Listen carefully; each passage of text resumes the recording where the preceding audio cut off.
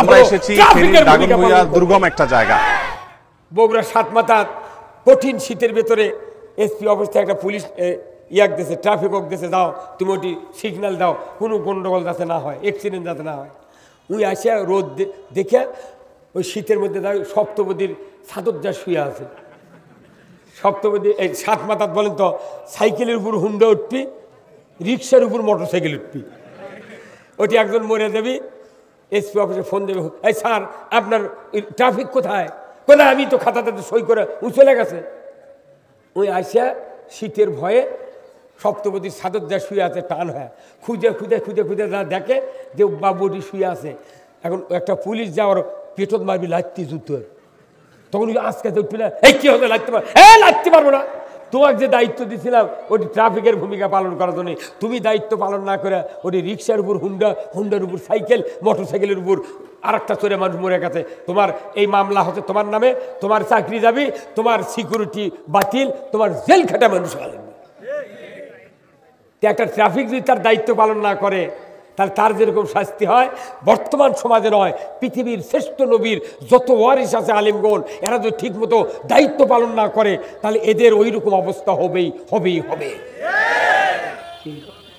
এখন ওই দায়িত্ব ইসলামী দলেরা নিচ্ছে, ইসলামী দলের আছে একা যখন খায় ওই বগল বাজায়, বা কি করবে, বা আল্লাহ মাথাতে আমি যাইনি,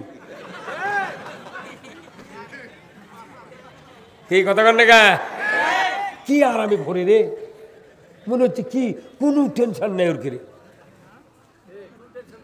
মানে ইসলাম, আপনি যে জান্নাত যাবেন, আপনাকে আল্লাহ বুঝবেনই পারলো না ইমানদার নাকি। অতই সদা আপনি মনে করবেন না যে আমার এই দাড়ি টুপি পাগড়ি আর এগুলোর স্যাম্পল থেকে আল্লাহ বেহেশত দিবি, ওই ধান্দা বাদ দেন। স্যাম্পলের খাওয়া বাদিনি বঙ্গা মেরে কলজা দেখবি। যাঙ্গা ধানের বস্তার মধ্যে ধান যারা ব্যাপারী কেনে, ওরা 30 বছর আগে কিনেছে হচ্ছে স্যাম্পল থেকে 10 কেজি ধান সালার বস্তার মুখত ঝাড়িয়ে নিয়েছে বউক দিয়ে, উপরে স্যাম্পল ভালো, ওগুলা বস্তা দুলের গুদো আর ধুলো। স্যাম্পল থেকে দাম হতে 1050 টাকা, পরে ঢালবেল লাগে দেখে মাটি ধুলো গুদো। কে ভাই দেখালে কি, ঢাললে কি? কোচিল তালার শেষকার ঝাড় দেওয়া অবস্থা। এতে করে ব্যাপারীরা লস খাচ্ছে।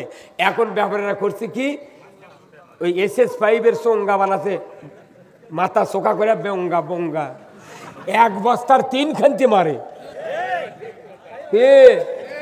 3 খান্তি বঙ্গা মারে, মাথাত মারবি, মধ্যে মারবি, পাতাত মারবি। যদি ধুলা বাড়ায় কবি লোব না, আল্লাহকে ওই স্যাম্পল দেখে জান্নাত দেবে না। আপনার আমার রুমাল, দাড়ি, টুপি, জুব্বা, পাগড়ি এগুলো দেখে মনে করেন স্যাম্পল তো ভারী রে, শুক্রবারে যেভাবে জুম্মা যাচ্ছে এক জান্নাত না দিলে তো হবে না।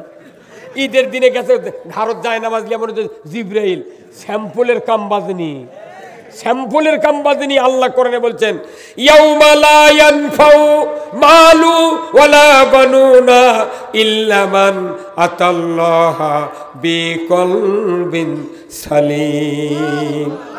আমার আল্লাহ বলেছেন, ওই কিয়ামতের দিন আমি কারো বংশমর্যাদা দেখব না, আমি টাকার অহংকার দেখব না, শিক্ষার অহংকার দেখব না, কে বক্তা, কে নেতা, কে মুফতি, কে আলেম, এইগুলি দেখব না। আমি স্যাম্পল দিয়া জান্নাত দেব না, আমি জান্নাত দেব অন্তর দেখে। জোরে বলুন ঠিক কিনা? আজকে দুঃখের বিষয়, হযরত ইব্রাহিম আলাইহিস সালামকে নমরুদের আগুনে ফেলে দেওয়া হলো। ছোট্ট একটা মখলুকাত ব্যাঙ বলল, এ ব্যাঙের জাতিরা, আমরা জীবিত থাকতে আল্লাহর বন্ধু ইব্রাহিম নমরুদের আগুনে পূর্বে আমরা সহ্য করব না। ব্যাঙ বলল, নমরুদের আগুনে ইব্রাহিম পূর্বে সহ্য করব না, চলো সবাই যায়, অগ্নিকুণ্ডকে আমরা প্রস্রাব করে নিভিয়ে দেই। আর লাইসাটা বলল,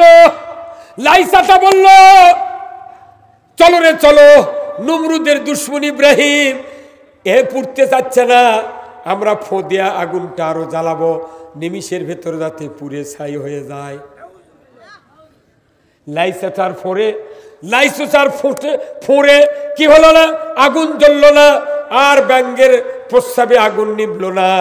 আল্লাহ বুঝতে পারলেন কে নবীর পক্ষে, কে নমরুদের পক্ষে। এই বর্তমান সমাজে লাইসাসা মার্কা ইমানদার আছে,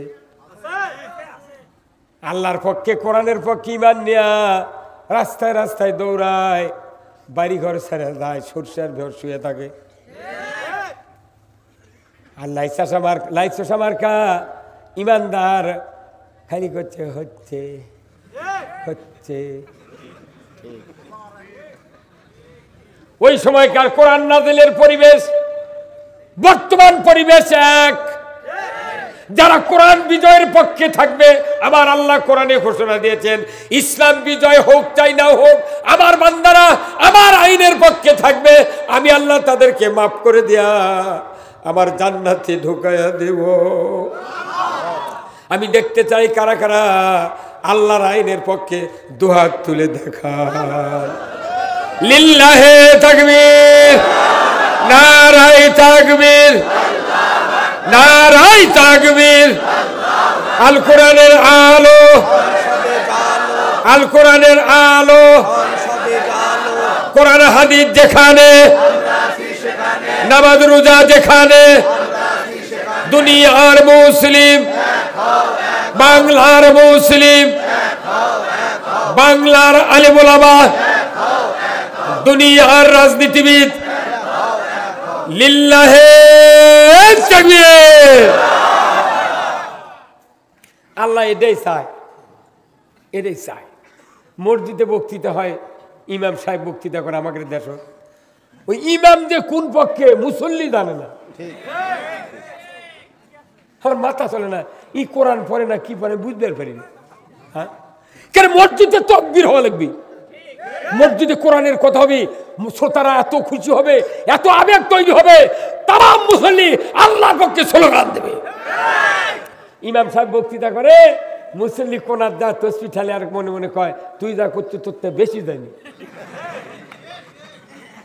কারণ কি কোরআনে একই কোরআন, এই কোরআন যা আছে তাই আমরা পড়ি, কথা ঠিক কিনা? তাহলে ওরা পড়ে না? কোরআন শরীফের সূরা তওবার 24 নম্বর আয়াত আছে, একটা আয়াতের মধ্যে এতগুলো কথা আছে, এই কথা যদি আমরা না মানি, আল্লাহর ইজ্জতের কসম, ওই ব্যক্তির ফাসিকের হালতে মৃত্যু হবে।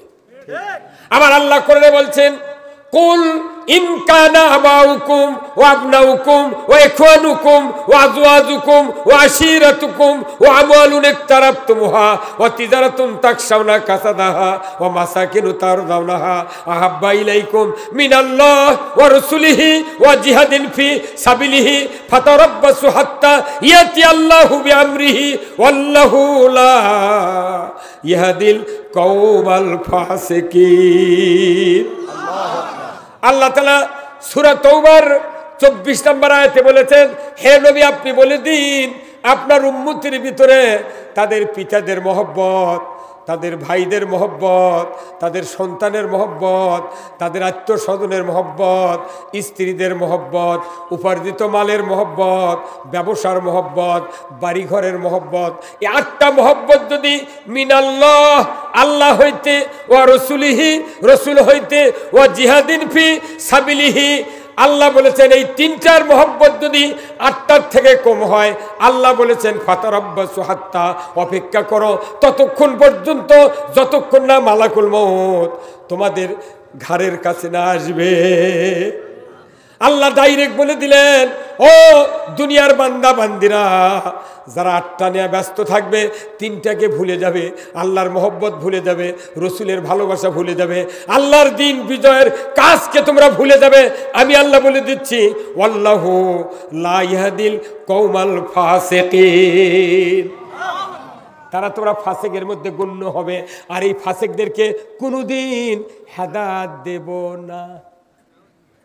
নাউযুবিল্লাহ পড়ে কি ওই 3টা ধরা লিখবি। এমনি নবীর উপর খুব ভালোবাসা, কিছু কিছু মানুষ দয়ার নবীরে সোনার মদিনা। আমাকে হুজুররা নাকের শিকানার চোখের পানি দেয়, মুখ চোখ মাগে ফেলে দেয়, এতই কাঁদন কুদুন।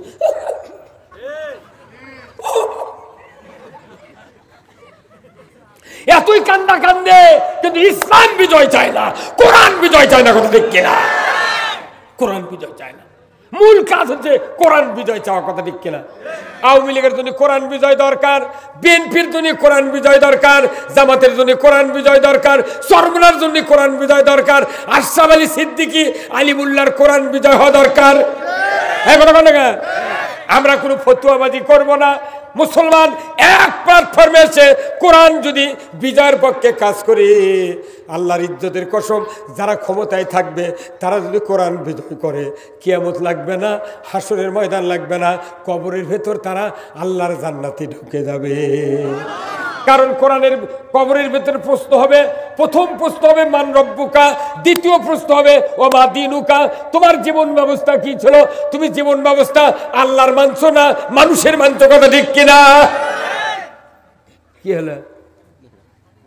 খুবই তো স্লোগান দেয়, অমুক নেতার চরিত্র ফুলের মতো পবিত্র।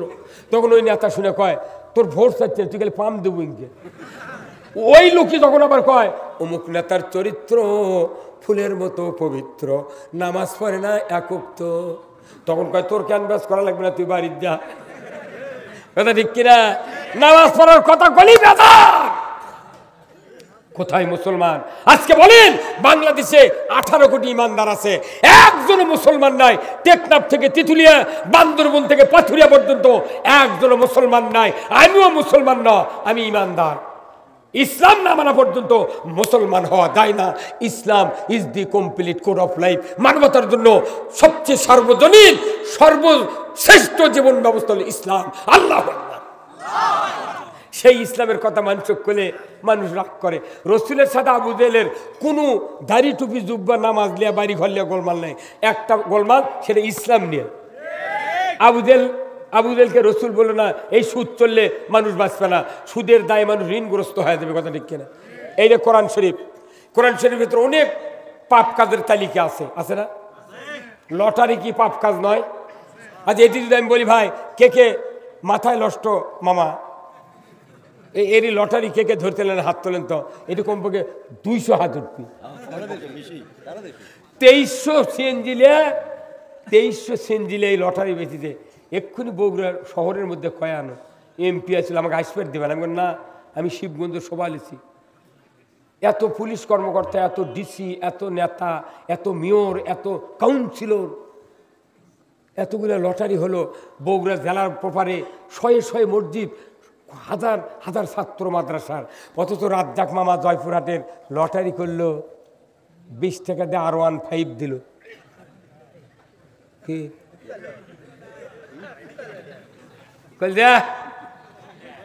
আপনার বেটাতে লটারি ধরে জাহান্নামে গেল, কোনদিন মানা করছিলেন? আল্লাহ কোরআনে বলছেন, ইন্নামাল খামরু ওয়াল মাইসিরু ওয়াল আনসাবু ওয়াল আজলামু রিজসুম মিন আমালিশ শায়াতিন ফাস্তানিবুহু লাআল্লাকুম তুফলিহুন। আল্লাহু আকবার। মদ, জুয়া, লটারি, মূর্তি পূজা, মুসলমানের জন্য মূর্তি পূজা হারাম। হিন্দুরা যদি 22টা বানিয়ে পূজা করে, আমি আরো সহযোগিতা করব, কথা বল ঠিক। কিন্তু আজকে মুসলমানের ঘর মূর্তি উঠে গেছে। ওই যে তুলার লাগান একটা মূর্তি বানায়নি ভাই, বাজারত বিক্রি হয়, কুত্তার লাগান, মানুষের লাগান, পাও মেলে দিকে বসে আছে। এগুলো যদি মানুষের ঘরের ভেতর থাকে, ওই ঘর তো অবশ্যই অস্থির বালা মুসিবত হবে। আল্লাহ রসুলের হাদিস, সহিহ হাদিস, কোনো ঘরে যদি জীবজন্তুর কোনো মূর্তি বা কোনো কিছু থাকে, তাহলে ওই ঘরে আল্লাহর রহমতের ফেরেশতা ঢোকে না। আজকে মুসলমানের ঘরে ঘরে মূর্তি ঢুকে দেওয়া হচ্ছে। আপনি খেলনার লাগান, লাইতির জন্য কি নিতে না, বাটাম ফাটাবি আপনার। খবরদার, এত অন্যায় হলো বগুড়া জেলার, এত অন্যায়, একটা লোক নাই মানা করার।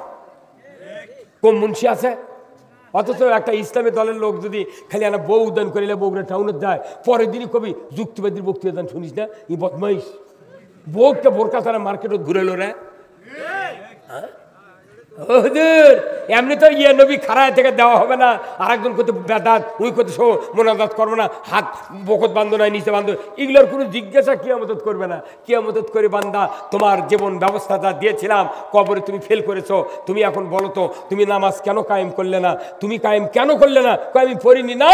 তুমি যে সরকার কায়েম করেছিলে, সেই সরকার কি নামাজ চালু করেছিল? বলে না। তুমি কেন সেই সরকারকে তুমি সমর্থন করলে? কোরআনে আল্লাহ বলছেন সূরা হজের 41 নম্বর আয়াত আল্লাহ বলছেন আল্লাযীনা ইম্মাক্কান্নাহুম ফিল আরদ আকামুস সালাতা ওয়া আতাউয যাকাতা ওয়া আমারু বিল মারুফ ওয়া নাহু আনিল মুনকার ওয়া লিল্লাহি আকিবাতুল উমুর জোরে কন্না মারহাবা। আবার আল্লাহ বলেছেন ও মুসলমান, যদি তুমি কোনো ভূখণ্ডের রাষ্ট্র ক্ষমতা পাও, ক্ষমতায় যাও, প্রধানমন্ত্রী হও, 4টি দফা চালু করবে। 1 নম্বর নামাজের আইন, 2 নম্বর যাকাতের আইন, 3 নম্বর ন্যায়ের আদেশ, 4th নম্বর অন্যায়ের নিষেধ। এই 4টি দফা জমিনে যদি কোনো সরকার কায়েম করে, আমার আল্লাহ বলেছেন জমিনটা হবে জান্নাতের জমিন। আমরা এই যে বক্তৃতা করেছি, দেখা যায় বক্তার বেটায় বেনামাজি, ইমামের বেটা ডবল বেনামাজি, মুয়াজ্জিনের বেটা রিডবল বেনামাজি, মসজিদের মোতাল্লির বেটা টিপুল বেনামাজি, হাজির বেটা ও দুই জানে না। তাইলে বক্তৃতাতে কি হচ্ছে? এই হুজুর কছেন কোন দিন? এই মোতাল্লি আপনার বেটা নামাজ পড়ে না, আপনি কিসের মোতাল্লি কছেন? কন্যা আপনি ঘুঙ্গুর দেখে দেখাচ্ছেন, দেখো আমি কি মোত্তাকি। দেখো আপনার মুখ দিয়ে যদি কোরআনের পক্ষে কথা না বাড়ায়, তাহলে আল্লাহ বুঝে ই আমার লোক না। কি কথা কন? যারা নৌকাত ভোট দেয় তারা আওয়ামী লীগের লোক, যারা ধানের শীষের দেয় তারা কার লোক? বিএনপির লোক। যারা নাঙ্গলত দেয় তারা এরশাদের লোক, যারা মশালত দেয় তারা ইনুল লোক। আল্লাহর লোককে খুঁজে পাওয়া যাবে? আল্লাহর লোক খুঁজে পাওয়া যাবে? তাই আল্লাহর লোক কারা? যারা আল্লাহর আইন চায় তারা আল্লাহর লোক। এত কোটি কোটি মানুষের দেশ তাতে রাজনীতি করছে, কারু কানে কপালে ভাবনা নাই, খালি আল্লাহর আইন যারা চায় তার ধর। তাহলে বোঝা যাচ্ছে এটাই আসল পথ। মুসলিম আমি, সৈনিক আমি, আমি চির রণবীর, আল্লাহকে ছাড়া কাউকে মানি না, নারাই তাকবীর। মুসলিম আমি, সৈনিক আমি, আমি চির রণবীর, আল্লাহকে ছাড়া কাউকে মানি না, নারাই তাকবীর। বীর মুসলমান ধরো আল কোরআন, ফিরায়া আনো সেই হারানো সম্মান। বীর মুসলমান নারাই তাকবীর, আল্লাহু আকবার, তোলো ধ্বনি ধরায়া রাখবার। বীর মুসলমান ধরো আল কোরআন, ফিরায়া আনো সেই হারানো সম্মান। বীর মুসলমান যে আওয়াজ শুনে ওরে মুসলমান ভয় কাঁপিত, কাফিরু বেঈমান জোরে কোন মারহাবা। দাওরে সে হুঙ্কার করো রে তোলপার, পাপী দুনিয়া ভেঙ্গে করো রে চোরমার। বীর মুসলমান ধরো আল কোরআন, ফিরায়া আনো সে হারানো সম্মান।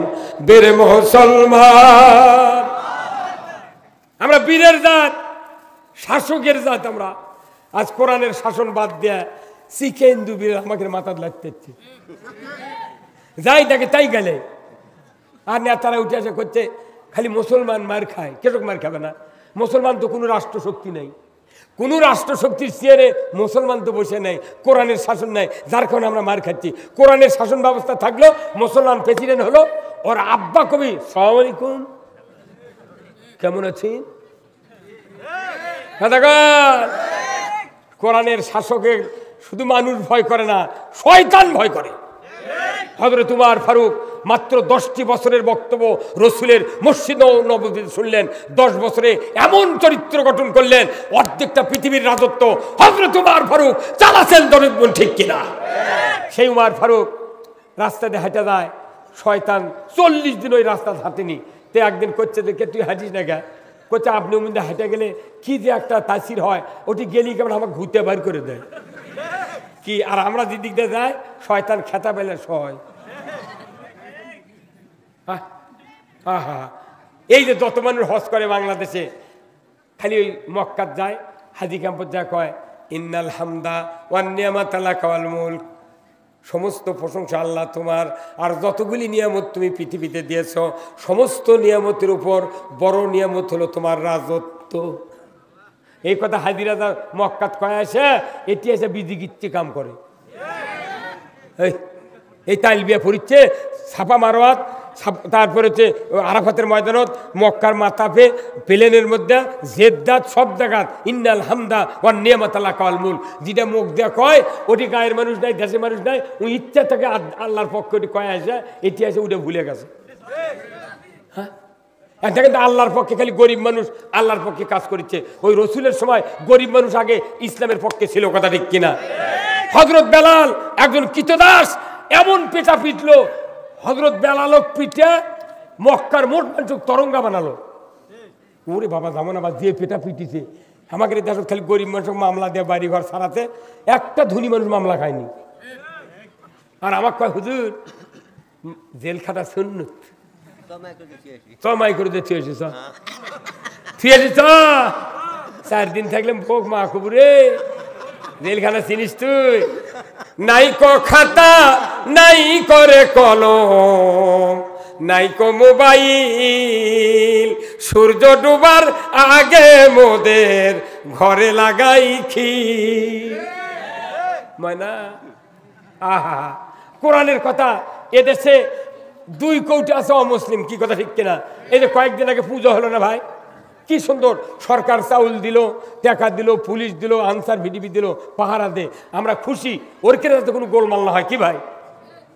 2 কোটি অমুসলিম সুন্দরভাবে সরকারি কর্মকর্তারা পাহারা দিল, আলহামদুলিল্লাহ। কিন্তু আমরা 18 কোটি ইমানদার এই দেশে সভা করবার তাহলে অনুমতি লওয়া লাগে। কচুর সাথে গলার দড়িতে মলে হয় রে, কি? হ্যাঁ, যারা দুর্বল পার্টি তারা সভা করে পারিচ্ছে না তো। আমি গত রাত্রে মাহফিল করছি মানিকগঞ্জ, ঢাকা মানিকগঞ্জ জেলার। ওটি তার গানও করছি, ফাটিয়া যায় কয় কি হুজুর রে। মানিকগঞ্জ সভা করে ফজরের নামাজ পড়ছি পাকুল্লা বাস স্ট্যান্ডে। আসে আবার জানাজা করছি, এক মানুষ আমার ভগ্নিপতি মারা গেছিল, আবার বগুড়া এসে বক্তৃতা করে যেতে যাচ্ছি। 1 মিনিটও ঘুমাইনি, 1 মিনিট খালি পড়েছি, 4টা আয়াত পড়েছি যে এই 4 আয়াত না পড়লে ব্রেন সতেজ হবে না। কারণ কোরআন হলো ইমান বৃদ্ধির সবচেয়ে বড় মহা ঔষধ, কথা ঠিক কিনা? কোরআন শোনার পর যার ইমান খুশি খুশি ভাববে, ইমান শক্তি পাবে, এই মানুষ জান্নাতের পথে আছে, ধরে কর আল্লাহু আকবার। আর কোরআন শোনার পর যার কলিজার ভেতরে রাগ পয়দা হবি, চুলকাবি, ওই যদি জিবরাইল ওর জানাজা করে বেহেশত পাবে না, কথা কোন না? কোরআন শুনে কি খুশি হওয়ার দরকার আছে না নাই? কারা কারা খুশি হবেন হাত তোলেন তো দেখে। লিল্লাহে তাকবীর। বলুন তো, মোটর সাইকেলের সৃষ্টিকর্তা কে? মোটর সাইকেলের সৃষ্টিকর্তা হলো ইঞ্জিনিয়ার। আর মানবযানের সৃষ্টিকর্তা কে? তাহলে ওটা হলো মোটরযান, আমরা হলাম মানবযান। আল্লাহ কোরআনে বলছেন, ইনিল হুকমু ইল্লা লিল্লাহ, একমাত্র হুকুম চলবে কার? আল্লাহ বলছেন আলা, আলা শব্দের অর্থ হলো সাবধান। আলা লাহুল খালক ওয়াল আমর, সাবধান হে বান্দা সাবধান, সৃষ্টি করেছেন যিনি, হুকুম দিবেন তিনি। আল্লাহর আমরা সৃষ্টি যে আমরা মানবযান, আর ওটা মোটরযান। মোটরযান সৃষ্টি করলো 265টা পার্টস দিয়ে মোটর সাইকেলে বানালো। ট্যাঙ্কি দেখে লিখে দিল ওই ইঞ্জিনিয়ার, অকটেন অবলিক পেট্রোল। এই যানবাহন চলবে অকটেন কিংবা পেট্রোল দিয়ে। আপনি 2 লাখ টাকার মোটর সাইকেল কিনে টাকা ফুরিয়ে গেছে, আপনি চিন্তা করেন পেট্রোলও তরল, ডিজেলও তরল, কেরাসিনের তরল। একটা ট্যাঙ্কি ভরে লিয়ে একটা ছুটা মানুষ লিয়ে যদি কন, ভাই তুই এনে স্টার্ট করে দে, আমি না বিটির বাড়ির যাবো, ওই বেল ভর যদি কিক করে স্টার্ট হবে? ধোঁয়া বাড়াবে। কি কারণে স্টার্ট হচ্ছে না? আসল কথা কেউ হ্যাঁ না, তাও হলো না। এর এক কথায় উত্তর, সৃষ্টিকর্তার আইন মানেনি। কথাটা বোঝা লাগবে। মানে মোটর সাইকেলের সৃষ্টিকর্তা ইঞ্জিনিয়ার, ওই ইঞ্জিনিয়ার হলো মোটর সাইকেলের সৃষ্টিকর্তা। সৃষ্টি করছেন যিনি ওই মোটর সাইকেল, তারই আইন হলো অকটেন অবলিক পেট্রোল। ওর আইন বাদ দিয়ে যদি আপনি আপনার আইনে হুন্ডা চালান, ডিজেল আর ওই কেরাসিন দিয়ে, জীবনই স্টার্ট হবে না। কারণ কি? সৃষ্টিকর্তার আইন মানি নাই। হ্যাঁ কথা বল। অগদি করছেন যে এটা তুলি উগুলো বুদ্ধি কে দিচ্ছে আপনার? সৃষ্টিকর্তার আইন না মানি নাই, এই জন্য হুন্ডা স্টার্ট হচ্ছে না, দুর্বল ঠিক কিনা? আর আমার আল্লাহ বলছেন মোটরযান সৃষ্টি করছে ইঞ্জিনিয়ার, আর আমি আল্লাহ মানবযান সৃষ্টি করেছি। আমি লিখে দিয়েছি যে মানবযান চলবে কোরআন আর হাদিস দিয়ে। আমরা কোরআন আর হাদিস বাদ দিয়ে অন্য কিছু দিয়ে চালাবের চালে মানবযান চলিবে। 1 নম্বর অপরাধ। এই কোরআনে একটা অপরাধ আছে, বহু অপরাধ আছে কোরআনে। অপরাধের কথা, একটা গুনাহ করলে একটা গুনাহ, একটা অকাম করবেন একটা গুনাহ। কিন্তু কোরআনে এমন একটা অকাম আছে যেটা করলে ৭০টা গুনাহ। তার নাম কি? হ্যাঁ হুজুর কন, কি অকাম করলে ৭০টা গুনাহ হয় কোন? তো সুদ। সুদ সুদ খালি দিলে ৭০টা অপরাধ। ১ নম্বর আল্লাহ রসুলের সাথে যুদ্ধ, আর ৭০ নম্বর হলো মা বিয়ে করা। নিকে করলে মানুষ বুঝে না, বুঝছেন? একবার খাস বাংলা বিয়ে, এর মধ্যে ৬৮টা আছে। তাহলে এত বড় অপরাধ এই সুদ। বলুন তো আমাদের বাংলাদেশে সুদ চলে কি চলে না? এমন কোনো গ্রাম নাই, এমন কোনো বাড়ি নাই যে প্রতি গ্রামে ১৫.৫ বাড়ির সুদের কিস্তি না ঢুকেছে।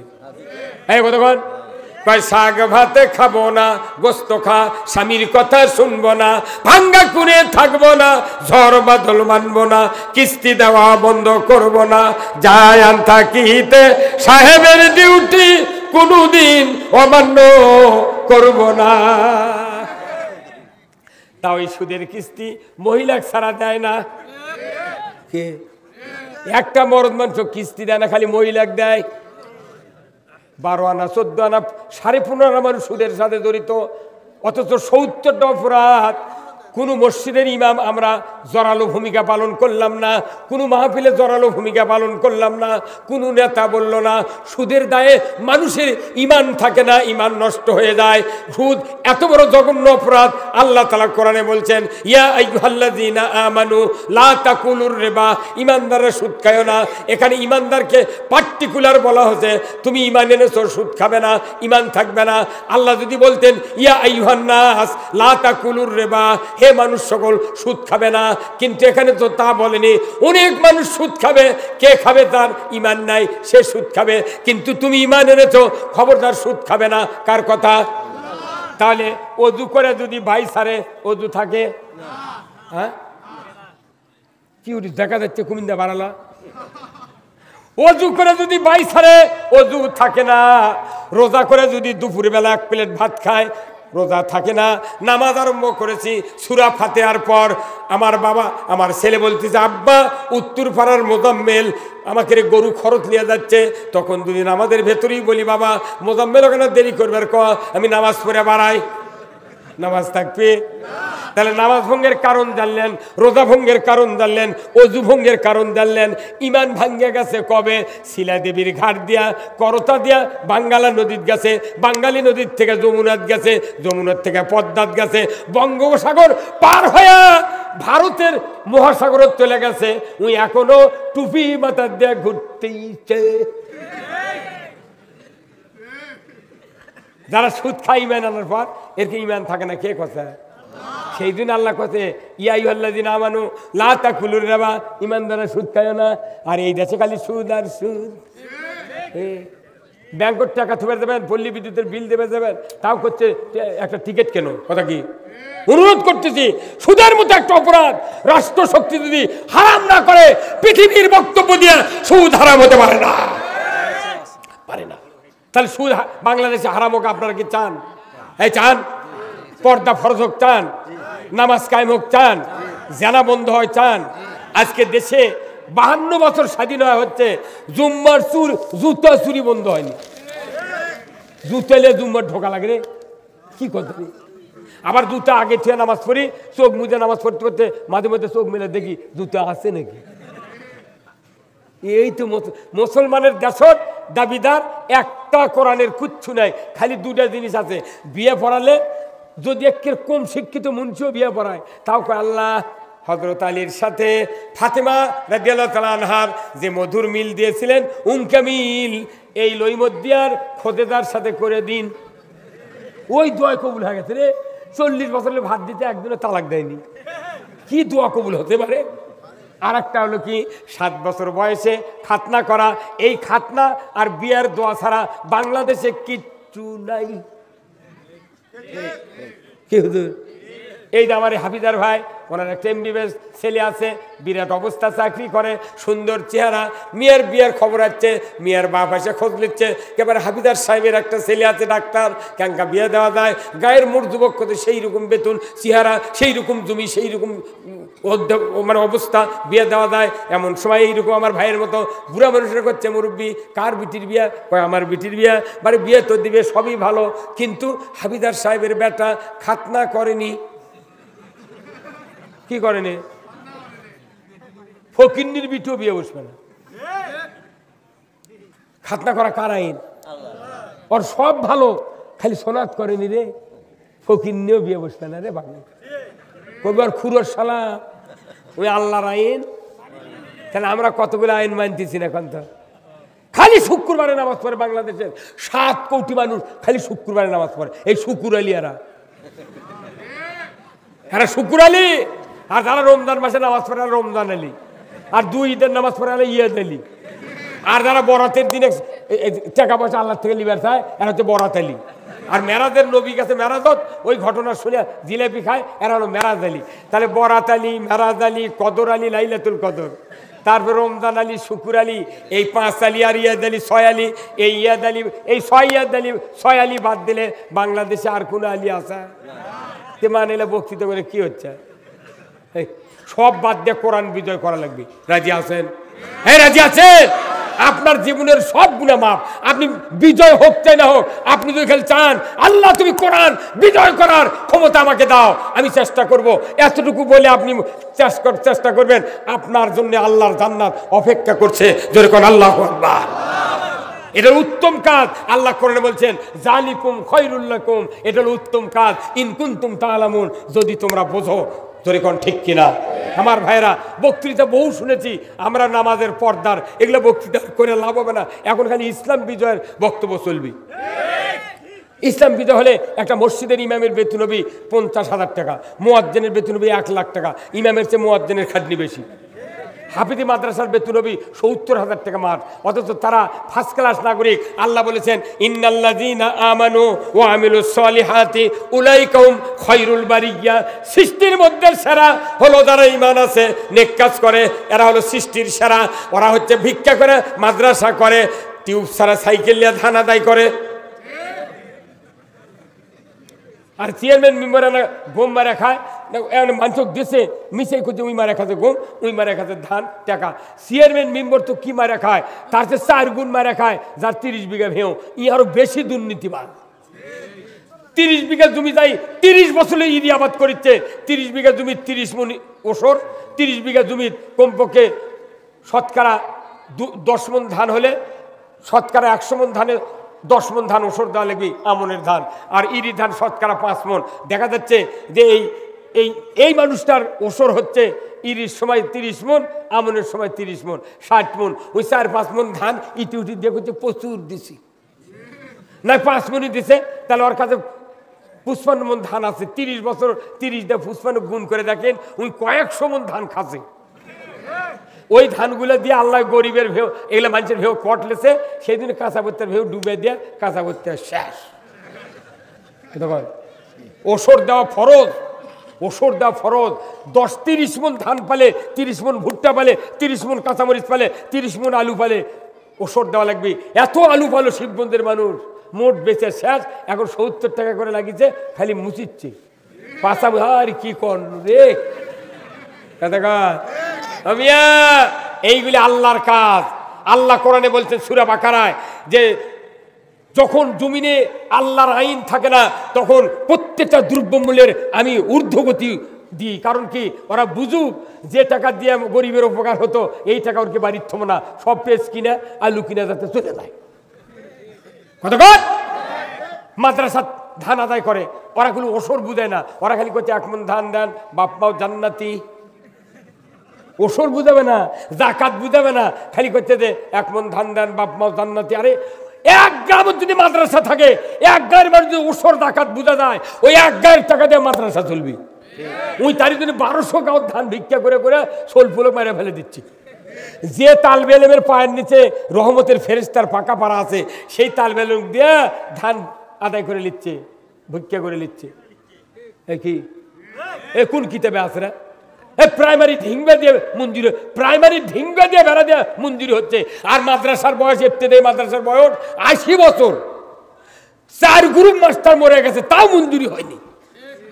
কি কারণ? কি ওরা জানে যদি মাদ্রাসা মঞ্জুর করি ওটি থেকে লেখাপড়া শিখে তার দাখিলি মাদ্রাসা ভর্তি হবি, আর প্রাইমারি মঞ্জুর করলে ওটি পাশ করে হাই স্কুলে ভর্তি হবি, তাহলে কি আমার সুবিধা হবে? কথা কয় এটা হচ্ছে চিন্তা। ইসলাম বিজয় হলে সব সমান্তরালে চলবে, মহিলার আলাদা স্কুল, ছেলের আলাদা স্কুল। কথা কন না, কারোর সাথে কারোর ঠেকা হবে না। তুই যে হিঁটু হিঁটু ঠেকে দে বাদাম খাবো, ওই ধান্দা বাদ দে। তুই যে গান শুনবো বাদ দে। গান যদি হয়, গানের মধ্যে 4টে যন্ত্র লাগে, একটা লাগে হারমোনিয়াম, একটা লাগে হচ্ছে একতারা, আর একটা লাগে জুরি, আর একটা লাগে হচ্ছে আমরা ঢোলক। ঢোলক যখন বাড়ি মারে, ঢোলক গুডিং গুডিং সাউন্ড লয়, ওই ঢোলক কয় দুজক দুজক দুজক দুজক। এই কথা কন না, ঢোলক কি কয়? দুজক দুজক। আর একতারা কয় কে কে কে কে। কথা কন। আর এই জুরি কয় 3 জন 3 জন। আর এরই মধ্যে এই 3 জন কে কে, তখন এই যে হারমোনিয়াম শয়তানের বাস্ক, বাঁ হাতের ফাঁকা টান দেয়, ডান হাত কলের বুদ্ধে কয় 1 নাম্বার হলো ই।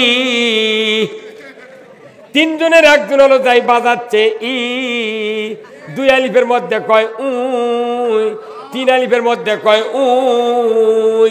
যারা বাজালো, যারা বাজায় নিল, আর যারা বাজান শুনলো, এই 3 জন ঢোলক ফতুয়া দেয় দুজক দুজক